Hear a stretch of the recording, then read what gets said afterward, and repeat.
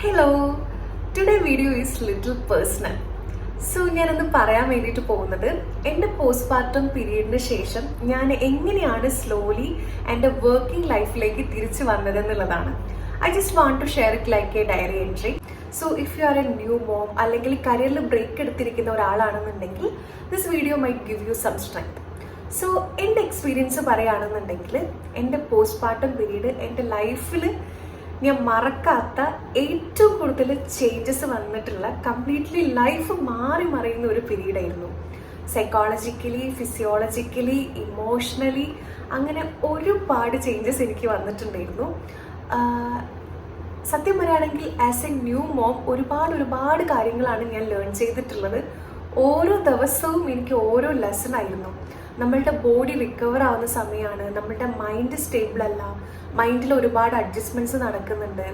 ഏറ്റവും കൂടുതൽ സെൻസിറ്റീവ് ആയിട്ടുള്ള ഒരു പീരീഡാണ് ഈ ഒരു പോസ്റ്റ്പാർട്ടം എന്ന് പറയുന്നത്. ഉറക്കമില്ലാത്ത രാത്രികൾ, അതുപോലെ തന്നെ ഇടയ്ക്കിടയ്ക്കുള്ള ഫീഡിങ് സൈക്കിള്, മൂഡ് സ്വിങ്സ്. ഒരു സമയം ഭയങ്കര ഹാപ്പിനെസ് ആയിരിക്കും ബേബീനെ കാണുന്ന സമയത്ത്, കുറച്ച് കഴിഞ്ഞാൽ ഭയങ്കര സങ്കടം. എന്തിനാണെന്നറിയില്ല, പക്ഷെ ഭയങ്കര സങ്കടം. അത്തരത്തിൽ എന്താ പറയുക, ഫുൾ ഒരു മിക്സ് ആയിട്ടുള്ള ഒരു പീരീഡായിരുന്നു എനിക്ക് പേഴ്സണലി പോസ്റ്റ്പാർട്ടം പീരീഡ് എന്ന് പറയുന്നത്. പക്ഷേ ഇതൊക്കെയാണെന്നുണ്ടെങ്കിലും ബൈ ഗോഡ് ഗ്രേസ് എനിക്ക് വലിയ കുഴപ്പമില്ലാതെ ആ ഒരു പോസ്റ്റ്പാർട്ടം പീരീഡ് കംപ്ലീറ്റ് ചെയ്യാൻ പറ്റി എന്നതിൽ ഞാൻ ഭയങ്കര ഗ്രേറ്റ്ഫുള്ളാണ്. കാരണം ഞാൻ ഒരുപാട് സ്റ്റോറീസ് ലൈക്ക് പ്രഗ്നൻ്റ് ആവുന്നതിന് മുന്നേ, ഡെലിവറിൻ്റെ മുന്നേ ഒക്കെ കേട്ടിട്ടുണ്ട്. പോസ്റ്റ്പാർട്ടം എന്ന് പറയുന്നത്, പിന്നെ ഞാനൊരു സൈക്കോളജി സ്റ്റുഡൻ്റ് ആയതുകൊണ്ട് എനിക്കും അറിയാം ഇങ്ങനെയൊക്കെ ആവും എന്നുള്ളത്. പക്ഷേ ഞാൻ പ്രതീക്ഷിച്ച അത്ര ഒരു ബുദ്ധിമുട്ട് എനിക്ക് പേഴ്സണലി ഉണ്ടായിട്ടുണ്ടായിരുന്നില്ല. അപ്പം അതിൽ ഞാൻ എൻ്റെ പാർട്ട്ണറിൻ്റെ അടുത്തും എൻ്റെ ഫാമിലീൻ്റെ അടുത്തും എന്താ പറയുക, ഭയങ്കര ഒരു നന്ദിയുണ്ട്. അവരെന്നെ വിത്തൗട്ട് ജഡ്ജ്മെൻറ്റ് എന്നെ കെയർ ചെയ്തു എന്നുള്ളതാണ്. അത് ബേബീൻ്റെ കാര്യത്തിലായാലും എൻ്റെ കാര്യത്തിലായാലും. അപ്പം എൻ്റെ ഈ ഒരു വീഡിയോ ആരെങ്കിലും കാണുന്നുണ്ടെങ്കിൽ, ഇപ്പം നിങ്ങളുടെ ലൈഫിൽ ഇതേപോലെ ഒരു പോസ്റ്റ്പാർട്ടം പീരീഡിലൂടെ കടന്നു പോകുന്ന ആരെങ്കിലും ഉണ്ടെന്നുണ്ടെങ്കിൽ അവരെ നന്നായിട്ട് സപ്പോർട്ട് ചെയ്യാം. ഏറ്റവും കൂടുതൽ ഒരു സ്ത്രീക്ക് സപ്പോർട്ട് വേണ്ട ഒരു സമയമാണ് പോസ്റ്റ്പാർട്ടം പീരീഡ് എന്ന് പറയുന്നത്. എനിവേ, ആ ഒരു 6 months ഞാൻ കംപ്ലീറ്റ്ലി ബേബിയിൽ ഡിപ്പെൻഡൻ്റ് ആയിരുന്നു. അതുപോലെ തന്നെ ബേബി എന്നിലും ഡിപ്പെൻഡൻ്റ് ആയിരുന്നു. ഞാൻ ഓരോ കാര്യങ്ങൾ പഠിച്ചുകൊണ്ടിരിക്കുകയാണ്, ആളും ഓരോരോ സ്റ്റേജിലൂടെ കടന്നു പോകുന്ന സമയത്ത് നമുക്കതൊരു ഹാപ്പിനെസ് ആണ്. നമ്മൾ എക്സ്പീരിയൻസ് ചെയ്യാത്തൊരു പുതിയ കാര്യമല്ലേ. സോ അത് ഞാൻ ആ ഒരു രീതിയിൽ നന്നായിട്ട് കൊണ്ടുപോയി. ആൻഡ് ഒരു 6 months ഒക്കെ കഴിഞ്ഞപ്പോൾ ഏകദേശം നമുക്ക് ആ ഒരു കാര്യങ്ങളൊക്കെ മനസ്സിലായി. നമ്മൾ ഏകദേശം ആ ഒരു ലൈഫായിട്ട് സെറ്റിൽഡായി. പിന്നെ നമുക്ക് കുറച്ചുകൂടെ ഒരു മീ ടൈമിനൊക്കെയുള്ള സമയം കിട്ടിയിട്ടുണ്ടായിരുന്നു കേട്ടോ. അതായത് ബേബി ഉറങ്ങുന്ന സമയത്ത് അപ്പോഴൊക്കെയാണ് ഈ ഒരു ചിന്തകൾ ഇങ്ങനെ മെല്ലെ മനസ്സിലേക്ക് വരാൻ തുടങ്ങിയത്. പെട്ടെന്നല്ല, വളരെ സ്ലോ ആയിട്ട്. അതായത് ഞാനിപ്പോൾ ഒന്നും ചെയ്യുന്നില്ലല്ലോ, എൻ്റെ കോൺഫിഡൻസും എക്സൈറ്റ്മെൻറ്റും ഒക്കെ പോയി. ഇപ്പോൾ പ്രത്യേകിച്ച് ഒന്നും ചെയ്യുന്നില്ല, വീട്ടിൽ തന്നെ ഫുൾ ബേബീൻ്റെ കൂടെ തന്നെ. അപ്പോൾ എനിക്ക് എൻ്റെ ഒരു എന്താ പറയുക, ഒരു ഗിൽറ്റ് ഫീലിംഗ്. ഞാൻ എന്താ ഇങ്ങനെയൊന്നും ആയിരുന്നില്ലല്ലോ, ഞാൻ എന്നെ തന്നെ മറന്നുപോയി, ഞാൻ വേറൊരാളായി മാറി. ഇനിയാണ് ശരിക്കും കഥ ആരംഭിക്കുന്നത്, how I actually started again എന്നുള്ളത്. സോ ഈ ഒരു ഭയങ്കരമായിട്ടുള്ള ഒരു തോട്ട് എൻ്റെ മനസ്സിലേക്ക് വന്ന സമയത്ത്, ഭയങ്കരമായിട്ടൊരു നെഗറ്റീവ് ഫീലിംഗ് വന്ന സമയത്ത് എനിക്ക് മനസ്സിലായി ഇനിയും ഇത് പോവുകയാണെന്നുണ്ടെങ്കിൽ എൻ്റെ മെൻ്റൽ ഹെൽത്തിനെ ആയിരിക്കും ബാധിക്കുക എന്നുള്ളത്. സോ ബേബി ഉറങ്ങുന്ന സമയത്ത് ഞാൻ എൻ്റെ ഒരു കുഞ്ഞി ഡയറി ഉണ്ട്. ഈ ഡയറിയിൽ ഞാൻ എൻ്റെ കുഞ്ഞി ഇനി എന്തൊക്കെ ചെയ്യണം എന്നുള്ള കാര്യങ്ങളൊക്കെ മെല്ലെ നോട്ട് ചെയ്ത് വെച്ചിട്ടുണ്ടായിരുന്നു. അതായത് എനിക്കിനിപ്പോൾ എത്ര ഫോണിലാണെന്നുണ്ടെങ്കിലും ലൈക്ക് എന്താ പറയുക, ലാപ്പാണെന്നുണ്ടെങ്കിലും അതൊന്നും എനിക്ക് ശരിയാവില്ല. ഞാൻ എൻ്റെ തോട്ട്സ് മൊത്തം ഞാൻ ഈ ഒരു കുഞ്ഞി ഡയറിയിലാണ് എഴുതി വെക്കാറുള്ളത്. അത് എഴുതുന്ന സമയത്ത് എനിക്ക് ഒരു മനസ്സിനൊരു സുഖമാണ്. അങ്ങനെ ഞാൻ എൻ്റെ കുഞ്ഞി ഐഡിയാസൊക്കെ എഴുതാൻ തുടങ്ങി. അതായത് എനിക്ക് ബേബീനെ വിട്ടിട്ട് ഒരു കംപ്ലീറ്റ്ലി ഒരു ഫുൾ ടൈം ജോബിന് പോകാൻ വേണ്ടിയിട്ട് തീരെ താല്പര്യം ഉണ്ടായിരുന്നില്ല. അവരുടെ ആ ഒരു ചൈൽഡ്ഹുഡ്, ആ ഒരു ബേബിഹുഡ് എനിക്ക് നന്നായിട്ട് എൻജോയ് ചെയ്യണം എന്നുണ്ടായിരുന്നു. അവരെന്തൊക്കെ കാര്യങ്ങളാണ് പഠിക്കുന്നത് എന്നുള്ളത് എനിക്ക് നേരിട്ട് മനസ്സിലാക്കി ഫുൾ ടൈം അവരെ കൂടെ നിൽക്കണം എന്നുള്ളത് തന്നെയാണ് എൻ്റെ പ്രയോറിറ്റി. പക്ഷെ അറ്റ് ദ സെയിം ടൈം എനിക്കൊന്നും ചെയ്യാണ്ടിരിക്കാനും പറ്റില്ല. അപ്പം ഞാൻ എൻ്റെ കുഞ്ഞി തോട്ട്സൊക്കെ ഈ ഒരു ഡയറിയിൽ എഴുതി വെക്കാൻ വേണ്ടിയിട്ട് തുടങ്ങി. അതിനുള്ള ആദ്യത്തെ ഒന്നായിരുന്നു ഒരു സ്മോൾ ബിസിനസ് സ്റ്റാർട്ട് ചെയ്യുക എന്നുള്ളത്.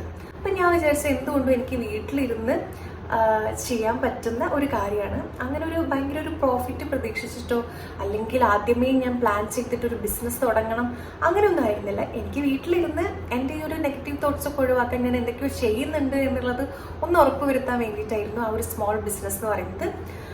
സോ ഈ പറഞ്ഞ പോലെ എനിക്ക് പല ടൈപ്പിലുള്ള ഡ്രസ്സുകളൊക്കെ ഇഷ്ടമായതുകൊണ്ട് ഞാൻ അതന്നെ ഒരു ക്ലോത്തിങ് ബിസിനസ്സാണ് സ്റ്റാർട്ട് ചെയ്തത്. ചെറിയൊരു ഇൻവെസ്റ്റ്മെൻറ്റിലാണ് അത് സ്റ്റാർട്ട് ചെയ്തിട്ടുണ്ടായിരുന്നത്. അപ്പോൾ നമുക്ക് എൻഗേജ് ആവാൻ ഒരു കാര്യം കിട്ടി. അപ്പോൾ പോയിട്ട് സ്റ്റോക്കൊക്കെ എടുത്തു, വീഡിയോസ് ഞാൻ തന്നെ മോഡൽ, ഞാൻ തന്നെ എഡിറ്റിംഗ് എല്ലാം ഞാൻ തന്നെ.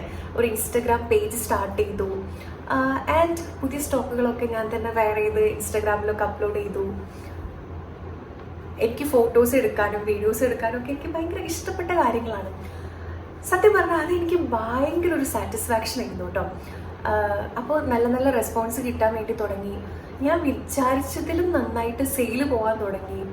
സത്യം പറഞ്ഞാൽ ഇത്ര പ്രോഫിറ്റ് ഒന്നും പ്രതീക്ഷിച്ചിട്ടായിരുന്നില്ല, പക്ഷേ എൻ്റെ കയ്യിൽ പൈസ കൂടെ വരാൻ തുടങ്ങിയപ്പോൾ എനിക്ക് കുറച്ചുകൂടെ കോൺഫിഡൻസ് ആയി. ആഹാ കൊള്ളാലോ.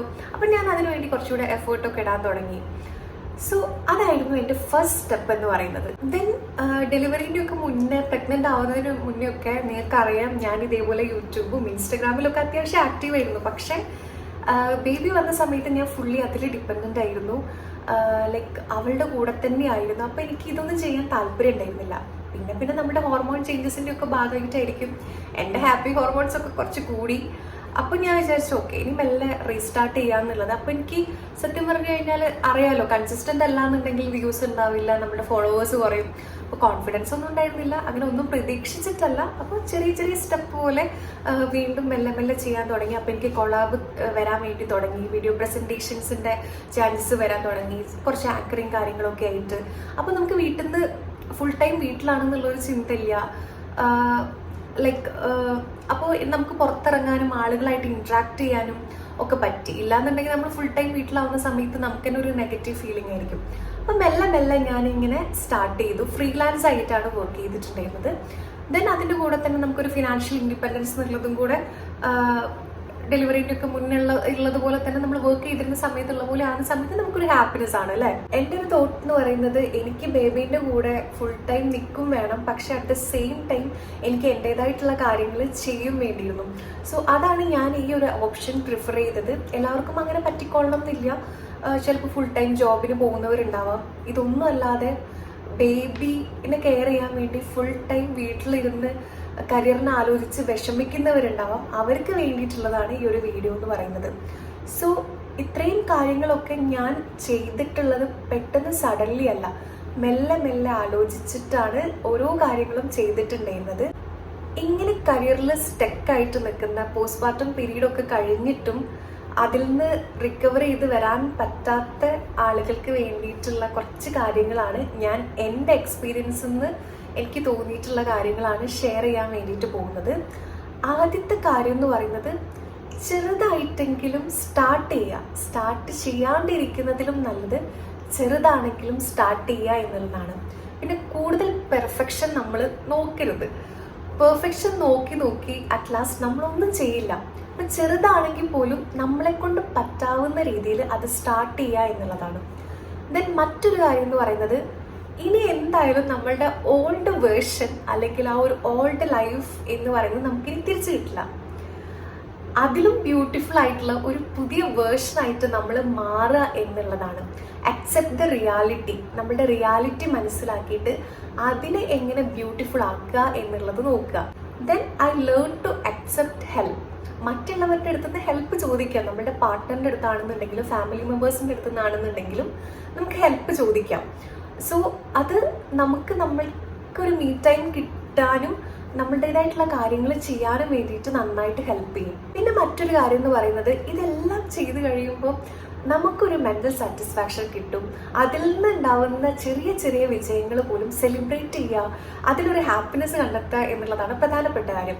ഞാനൊരു സ്മോൾ ബിസിനസ് സ്റ്റാർട്ട് ചെയ്ത സമയത്ത് എനിക്ക് ഫോളോവേഴ്സ് കൂടിയ സമയത്ത് ഞാൻ വിചാരിച്ചതിലും കൂടുതൽ ആളുകൾ എൻ്റെ അടുത്ത് സാധനം വാങ്ങുന്ന സമയത്ത് സെയിൽ കൂടുന്ന സമയത്തൊക്കെ അതൊക്കെ ഞാൻ സെലിബ്രേറ്റ് ചെയ്തു. അതിൽ നിന്ന് തന്നെ എനിക്കൊരു റിവാർഡ് കിട്ടിയ പോലെയായിരുന്നു.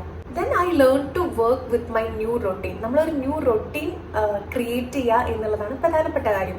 നമുക്ക് മാക്സിമം നമ്മളുടെ മീ ടൈം എടുക്കാവുന്ന രീതിയിൽ ബേബീനെ കെയർ ചെയ്തുകൊണ്ട് കാര്യങ്ങളൊക്കെ ചെയ്തുകൊണ്ട് നമ്മളുടെ മീ ടൈമിന് ഇമ്പോർട്ടൻസും കൂടെ കൊടുത്തിട്ട് വേണം നമ്മളൊരു ഡെയിലി റൊട്ടീൻ സെറ്റ് ചെയ്യാൻ വേണ്ടിയിട്ട്. പിന്നെ മറ്റൊരു കാര്യം, നമ്മൾ ഒരുപാട് കാര്യങ്ങൾ സോഷ്യൽ മീഡിയാസിലും വേറെ കുറേ കാര്യങ്ങളൊക്കെ നമ്മൾ കാണും. നമ്മളെ മറ്റുള്ളവരായിട്ട് കമ്പയർ ചെയ്യാണ്ടിരിക്കുക. ഓരോ ഇൻഡിവിജ്വലും യുണീക്കാണ്, ഓരോരുത്തരുടെ സിറ്റുവേഷനും ഓരോ പോലെ ആയിരിക്കും. നമ്മൾ സ്വന്തമായിട്ട് അതിൽ നിന്ന് എങ്ങനെ റിക്കവർ ചെയ്തെടുക്കാം, നമ്മുടെ ലൈഫ് എങ്ങനെ കുറച്ചുകൂടെ ബ്യൂട്ടിഫുൾ ആക്കുക എന്നുള്ളത് നോക്കുക. അല്ലാതെ മറ്റുള്ളവരുടെ ലൈഫ് കണ്ടിട്ട് സങ്കടപ്പെടാതെ അല്ലെങ്കിൽ കമ്പയർ ചെയ്യാണ്ടിരിക്കുക എന്നുള്ളതാണ് പ്രധാനപ്പെട്ട കാര്യം. പിന്നെ ഒരുപാട് ഇംപെർഫെക്ഷൻസ് ഉണ്ടാവും. പെർഫെക്ഷൻ മാത്രം നോക്കിക്കഴിഞ്ഞാൽ ഞാൻ നേരത്തെ പറഞ്ഞ പോലെ ഒന്നും നടക്കില്ല. പിന്നെ ചില ഡേയ്സ് ഭയങ്കര ലേസി ആയിരിക്കും. അത്തരത്തിൽ മടി പിടിച്ചിരിക്കേണ്ട ഡേ ഉണ്ടെങ്കിൽ മടി പിടിച്ചിരിക്കുക, ഫുൾ ടൈം അതാവാണ്ടിരുന്നാൽ മതി. അങ്ങനെ കുഞ്ഞു കുഞ്ഞു സ്റ്റെപ്പുകളിലൂടെ നമുക്ക് മെല്ലെ ഇതൊന്നൊക്കെ മെല്ലെ പുറത്ത് വരാൻ വേണ്ടിയിട്ട് പറ്റും. ഇപ്പം ഞാൻ ഇതിൻ്റെ കൂടെ തന്നെ ഞാൻ ആദ്യം ചെയ്തിട്ടുണ്ടായിരുന്ന ടീച്ചിങ്ങും കൂടെ സ്റ്റാർട്ട് ചെയ്തിട്ടുണ്ട്. അപ്പോൾ ടോട്ടലി എന്താ പറഞ്ഞാൽ ഞാൻ ഫുൾ ടൈം എൻഗേജ്ഡ് ആണ്. എനിക്കതിൽ ഐ എം വെരി പ്രൗഡ്. എനിക്ക് ഭയങ്കര സന്തോഷമുണ്ട്. ആളുകൾ എൻ്റെ അടുത്ത് ചോദിക്കും ഇതെല്ലാം കൂടെ എങ്ങനെ മാനേജ് ചെയ്യുന്നു എന്നുള്ളതൊക്കെ. അത് കേൾക്കുന്നത് സത്യം പറഞ്ഞാൽ എനിക്കിഷ്ടമാണ്. എനിക്കങ്ങനെ ഒരുപാട് കാര്യങ്ങൾ ചെയ്യാൻ ഇഷ്ടമാണ്. സോ അത്തരത്തിൽ എല്ലാവരും എന്താ പറയുക, ഇങ്ങനെ സ്റ്റക്കായിട്ടിരിക്കുന്നുണ്ടെങ്കിൽ, ഞാനും സ്റ്റക്കായിട്ട് നിന്നൊരു പീരീഡ് ഉണ്ടായിരുന്നു. അപ്പോൾ എനിക്കൊക്കെ ഇതൊക്കെ ചെയ്യാൻ പറ്റുന്നുണ്ടെങ്കിൽ എല്ലാവർക്കും ചെയ്യാൻ പറ്റും. ഇതൊരു ഭയങ്കര സംഭവമായിട്ടൊന്നുമല്ല, ചെറിയ രീതിയിലെങ്കിലും ആർക്കെങ്കിലും ഒരു പുതിയ തോട്ട് കൊണ്ടുവരാൻ പറ്റുകയാണെങ്കിൽ ഹെൽപ്ഫുൾ ആവട്ടെ എന്ന് വെച്ചിട്ടാണ് ഈ ഒരു വീഡിയോ ചെയ്യാമെന്ന് വിചാരിച്ചത്. ഇപ്പം ഞാൻ പണ്ടത്തെക്കാളും കുറച്ചുകൂടെ സ്ട്രോങ്ങർ ആണ്, ഇൻഡിപെൻഡൻ്റ് ആണ്, ഡിസിപ്ലിൻഡ് ആണ്. കുറേ കാര്യങ്ങൾക്ക് ഞാൻ ഗ്രേറ്റ്ഫുൾ ആണ്. സോ എനിക്കിതിൽ നിന്നൊക്കെ മനസ്സിലായിട്ടുള്ള ഒരു കാര്യം, നമ്മൾ പെർഫെക്ഷന് വേണ്ടിയിട്ട് കാത്തിരിക്കരുത്. നമ്മൾ ചെയ്യുന്ന കാര്യത്തിൽ കൺസിസ്റ്റൻ്റ് ആവുക എന്നുള്ളതാണ്. ഇംപെർഫെക്ഷൻ നമ്മളെ പെർഫെക്റ്റ് ആക്കിക്കൊണ്ടേയിരിക്കും. അതിന് വേണ്ടിയിട്ട് നമ്മൾ വർക്ക് ഹാർഡ് ചെയ്യുക. സോ ഇത് കാണുന്ന ഓരോ സ്ത്രീകളോടും എനിക്ക് പറയാനുള്ളത്, start small, start slow, start scared, but start. So ഇതാണ് എനിക്ക് പറയാനുള്ളത്. അടുത്തൊരു വീഡിയോ ആയിട്ട് കാണുന്നവരെ ടാറ്റ ബൈ ബൈ.